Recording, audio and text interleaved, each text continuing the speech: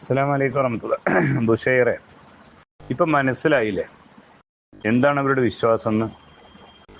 ഇത് അവരുടെ പേരിൽ ഒന്നും ആരോപിച്ചിട്ടില്ല എന്ന് മനസ്സിലായല്ലോ. അവർ വിശ്വസിക്കുന്നത് നമ്മളൊരു വിഷമത്തിൽ അകപ്പെടുമ്പോൾ നമ്മളെ ശബ്ദം കേൾക്കുന്ന പരിധിയിൽ, നമ്മളൊരു വിഷമത്തിലോ ജനപ്രദേശത്തോ മരുഭൂമിയിലോ കടലിലോ പുഴയിലോ എവിടെയെങ്കിലുമൊക്കെ മുങ്ങി മരിക്കാൻ പോവുകയോ എന്തെങ്കിലും വിഷമത്തിലോ മരണം മുന്നിൽ കാണുന്ന ഒരവസ്ഥ നമുക്കുണ്ടാവും. ഒരു വിഷമാവസ്ഥ ഉണ്ടാകുമ്പോൾ അവിടെ നമ്മളെ ശബ്ദം കേൾക്കുന്ന പരിധിയിൽ ഒരു ജിന്നുണ്ടാകാം എന്ന് കരുതി ജിന്നെ എന്നൊന്ന് രക്ഷിക്കണേന്ന് ആ ജിന്നിന്റെ കഴിവിൽപ്പെട്ടൊരു കാര്യം വെച്ചാൽ, ആ ജിന്നെ എന്നെ ഹിദായത്തിലോടുകൂടി മരിപ്പിക്കണേ, എനിക്ക് സ്വർഗം നൽകണേ, എന്നെ ഈമാനോടുകൂടി മൗത്താക്കണേ എന്നൊക്കെ പ്രാർത്ഥിക്കണേ, അത് ശിർക്കാണ്. അത് അള്ളാഹിനോട് നടത്തുന്ന പ്രാർത്ഥനയാണ്. പക്ഷേ അവിടെ ആ ശബ്ദം കേൾക്കുന്ന പരിധിയിൽ ജിന്നുണ്ടാകാം, എന്നെ ഒന്ന് സഹായിക്കുക, എന്നെ ഒന്ന് കൈപിടിച്ച് ഉയർത്തി എനിക്കൊരു വെളിച്ചം കൊണ്ട് എന്നെ ഏതെങ്കിലും രീതിയിൽ ഒന്ന് സഹായിക്കുക എന്ന് ആ ജിന്നിനോട് ഒരു ഇസ്തിഗാസ നടത്തിയാൽ, ഒരു സഹായം തേടിയാൽ അത് ശിർക്കല്ല. കാരണം എന്താ? അത് കാര്യകാരണ ബന്ധങ്ങൾക്ക് അതീതമായ തേട്ടമല്ല, അഭൗതിക തേട്ടമല്ല, അത് സൃഷ്ടി കഴിവിനപ്പുറം തേടലുമല്ല, അതുകൊണ്ട് അത് ശിർക്കുമല്ല എന്ന ഈ പച്ച മുശ്രിക്കിന്റെ വാദമാണ് ഇവരെ വാദം. ഇപ്പൊ ബുഷൈറിന് മനസ്സിലായോ ഇവരുടെ പേരിലൊന്നും ആരോപിച്ചിട്ടില്ല എന്നുള്ളത്? ഇവരതാ പറയുന്നത്. കാരണം അവർ പറയുന്ന ന്യായം എന്താ? അത് പ്രാർത്ഥന അല്ല. അവിടെ പ്രാർത്ഥന ആകണമെങ്കിൽ ജിന്നെ എന്റെ പാപം പുറത്തു തരണേ, എന്നെ ഹിദായത്തിലാക്കണേ, എനിക്ക് സ്വർഗം നൽകണേ, എന്റെ പാപമോച എന്നെ ഈമാനോടുകൂടി മരിപ്പിക്കണേ എന്നൊക്കെ ആ ശബ്ദം കേൾക്കുന്ന പരിധിയുള്ള ജിന്നിനോട് തേടിയാലോ അത് ശിർക്കാണ്. അത് ശിർക്കാണ്. അപ്പൊ ഇതുപോലെ മൊയ്തീൻ ഷേഖ് രക്ഷിക്കണേ, മുമ്പത്തെ പാപ്പക്കാക്കണേ എന്നുള്ള വിളിയാണെങ്കിലോ അത് അള്ളാഹിനോട് നടത്തേണ്ട വിളിയാണ്. അത് ശിർക്കാണ്. ഇന്നാ തന്റെ ശബ്ദം കേൾക്കുന്നപ്പോ അവിടെ ഒരു ജനാർദ്ദൻ ഉണ്ടായി, അല്ലെങ്കിൽ ഒരു കൃഷ്ണൻ ഉണ്ടായി, രാമൻ ഉണ്ടായി, ജോസഫ് ഉണ്ടായി, മൈമാക്ക് ഉണ്ടായി, ബോക്കറുണ്ടായി, റസാഖ് ഉണ്ടായി. അവിടെ നമ്മൾ കാണുന്നില്ല റസാഖേ, അല്ലെങ്കിൽ മൈമാക്ക, അല്ലെങ്കിൽ ജോർജെ, ജോസഫേ എന്നൊക്കെ വിളിച്ച് തേടുമ്പോ, അല്ലെങ്കിൽ നമ്മൾ വളർത്തുന്ന വല്ല മൃഗങ്ങളോ നായകളോ, നമ്മൾ അനുവദിക്കപ്പെട്ട നായ വളർത്തലൊക്കെ ഉണ്ടല്ലോ, അതിനൊക്കെ വിളിച്ചിട്ട് നമ്മളൊന്ന് സഹായം തേടിയ ശിർക്കല്ലല്ലോ. അന്ന് അവരോട് തന്നെ, ആ മനുഷ്യരോട് തന്നെ നമ്മൾ എന്ത് ചെയ്യണം? പാപം പുറത്തു തരണേ, സ്വർഗം നൽകണേ, ഹിദായത്ത് നൽകണേ, അത് ശിർക്കല്ലേ? അപ്പൊ അത് ജിന്നിനോട് കേട്ടിയാലും ശിർക്കാണ്. എന്നാ അവരോട് നമ്മളൊന്ന് കൈപിടിച്ച് ചേർത്ത് ഒരു വെളിച്ചം കൊണ്ടാ എന്നൊക്കെ പറയുമ്പോൾ അതിൽ പ്രാർത്ഥന ഇല്ലല്ലോ. എങ്കിൽ അത് ശബ്ദം കേൾക്കുന്ന ജിന്നിൽ പരിധിയിലോ ജിന്നുണ്ടാകാന്ന് കരുതി ജിന്നിനോടാണെങ്കിലും അത് പ്രാർത്ഥനയല്ല. അതാ നമ്മൾ മനുഷ്യരോട് തേടുന്ന പോലെ അതിന്റെ കയ്യിൽപ്പെട്ടതുള്ളൂ. അതുകൊണ്ട് അത് ശിർക്കല്ല എന്നാ പറയുന്നത്.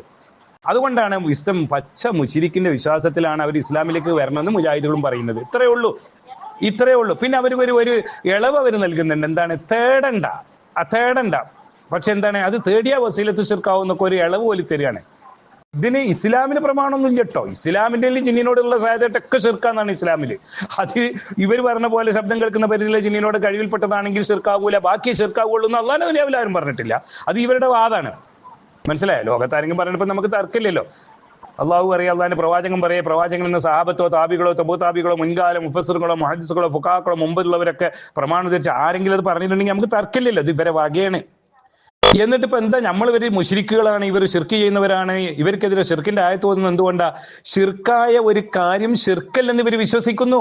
ജിന്നിനോട് സഹായം തേടുന്നത് ആ രീതിയിലുള്ള തേട്ടമാണെങ്കിൽ അത് ശിർക്കല്ല എന്ന് ഇവർ പറയുന്നു. നമ്മളത് ശിർക്കാന്ന് പറയുന്നു. ഇപ്പൊ സമസ്തക്കാരെന്താ പറയുന്നത്?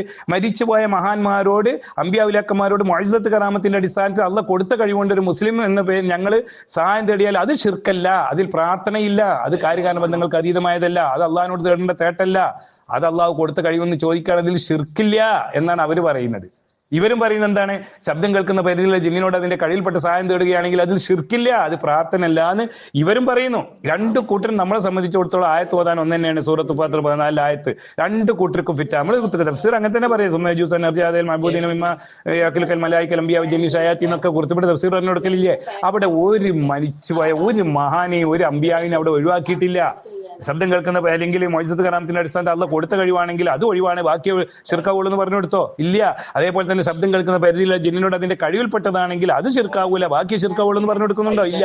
എല്ലാം ശിർക്ക് തന്നെ. തേടുന്നത് ജിന്നിനോടാണോ? തേടുന്നത് പ്രായപൂർത്തിയും ബുദ്ധിയുള്ളവനാണോ? ആ തേടുന്നത് സഹായമാണോ? എങ്കിൽ അത് ഉത്തരം കിട്ടുമെന്നുള്ള വിശ്വാസത്തിലല്ലാതെ തേടാൻ പറ്റൂല. അങ്ങനെ തേടുന്നുവെങ്കിൽ അവൻ മുശ്രിക്കാണ്. ഇനി അവൻ തേടിയിട്ടില്ലെങ്കിലും തേടിയാൽ ശിർക്കൽ എന്നുള്ള വിശ്വാസവും ശിർക്കാണ്. കാരണം ഗുരുവായൂരപ്പനോടോ മൊയ്തീൻ ഷേഖിനോടോ ഒരാൾ തേടിയിട്ടില്ല, പക്ഷെ തേടിയാൽ ശിർക്കൽ എന്ന് വിശ്വസിച്ചാൽ തേടുന്നവന്റെ വിധിയാണ്, അവൻ മുശ്രിക്കാണ്. ഇതാണ് വിസ്തംകാർക്ക് പറ്റിയ അബദ്ധം. ഒരാളും അറിഞ്ഞിട്ടല്ലല്ലോ ഷിർക്ക് ചെയ്യുന്നത്. അള്ളാഹു അല്ലാത്തവരെ വിളിച്ച് പ്രാർത്ഥിക്കുന്ന ഷിർക്കാണ് ഞങ്ങൾ ചെയ്യുന്നു എന്ന് പറഞ്ഞിട്ടാണ് ആരെങ്കിലും ഷിർക്ക് ചെയ്യുക? അല്ല, അവരുടെ വിശ്വാസം ഷിർക്കല്ല എന്ന്. പിന്നെ അവർ ശിക്ഷക്ക് അർഹരാകുന്ന എന്തിനാ? ഇത് ഷിർക്കാണെന്ന് അള്ളാഹിന്റെ വചനം ഓതി കൊടുത്തിട്ടും ഇസ്ലാമിന്റെ അധ്യാപനങ്ങൾ പറഞ്ഞ് അവർക്ക് പറഞ്ഞു കൊടുക്കുമ്പോൾ അവർ നിഷേധിച്ച് അഹങ്കരിച്ച് തള്ളിക്കളയും. എന്നിട്ട് ആ ഷിർക്കിൽ അവർ ഉറച്ചു നിൽക്കും. അതൊരു പൈശാചികതയാണ്, പിശാചിന്റെ വിശ്വാസമാണ്. അതൊന്നും അള്ളാഹു അവരെ രക്ഷപ്പെടുത്തട്ടെ, അള്ളാഹു നമ്മളെ കാക്കട്ടെ എന്ന് പ്രാർത്ഥിക്കുന്നു. അസ്സലാമു അലൈക്കും.